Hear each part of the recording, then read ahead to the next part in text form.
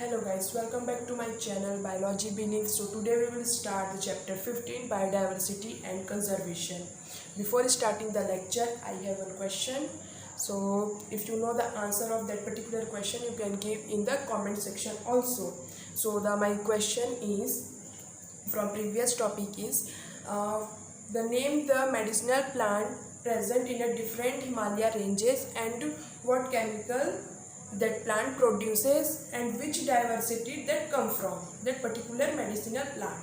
So let's come into the NCERT from new topics. So let us look at some interesting aspect about earth biodiversity based on the currently available species inventories. Okay, more than 70% of all the species recorded are animal, means here written as more than 70% species are present in earth.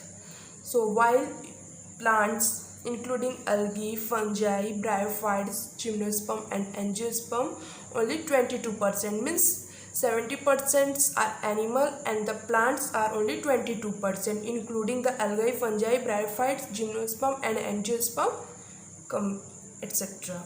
So among animal, insects are most species rich taxonomic group, and the insects have most species rich taxonomic group, making up the 70% of the total.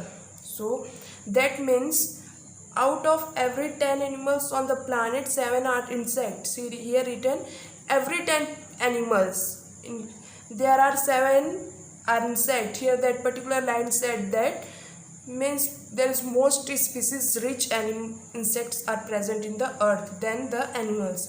Again, how do we explain the animals diversification of insect? So okay, here that in figure 15.1, that's important for the examination, for an exam. So here the question may come like that, which of the following has most species or diversity? So like invertebrates, insects and vertebrate fishes and plants. Fungi is more species. So this particular diagram is very important. So come into this paragraph. It should be noted that this estimate do not give any figure for prokaryotes, means here that particular diagram or that there is no figure of prokaryotes like a Monera. Biologists are not sure about how many prokaryotic species, means the scientists are not sure about how many prokaryote species are present in the earth like a Monera. The problem is conventional taxonomic method are not suitable for identifying microbial species, and many species are simply not culturable under the laboratory condition. Means here there are taxonomic methods problems are present. Here the prokaryotes and other like a microbial species which cannot be cultural in a laboratory condition, which is present in the earth, but the scientists cannot found out that how many species of how many species of prokaryotes and microbes are present. If we expect biochemical or molecular criteria for deleting species for this group, then diversity alone run into the millions. If we know the criteria how to find the species of the group like a microbes and prokaryotes, then the diversity run into the millions. Okay,